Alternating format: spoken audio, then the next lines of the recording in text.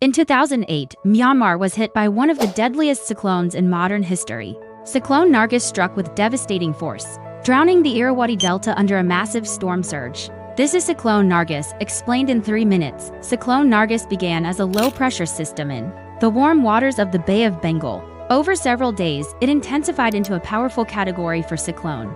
Fueled by high sea temperatures and ideal atmospheric conditions, by May 2nd, the storm was barreling towards Myanmar's densely populated coastline, where millions lived in low-lying delta villages. The stage was set for a disaster of epic proportions.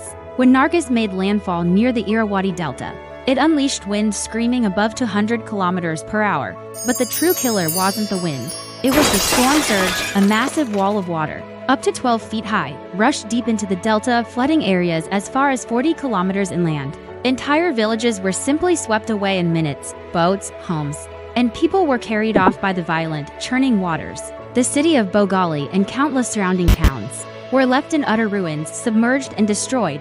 The human toll was catastrophic. Over 130,000 people were killed or went missing, making Nargis one of the deadliest cyclones in recorded history. Survivors later told stories of desperate attempts to cling to trees, rooftops, and any floating debris they could find. The destruction was total. Farmlands were ruined by saltwater. Fish ponds were destroyed, and contamination made finding clean drinking water impossible. Millions of people were suddenly left homeless with nothing but the clothes on their backs. The aftermath quickly spiraled into a humanitarian nightmare. Access to the hardest-hit regions was extremely limited, and international aid was critically delayed for days. Food, medicine, and shelter were in desperately short supply. As if that wasn't enough, disease outbreaks began to threaten the survivors, and many remote villages had no contact with rescue teams for more than a week.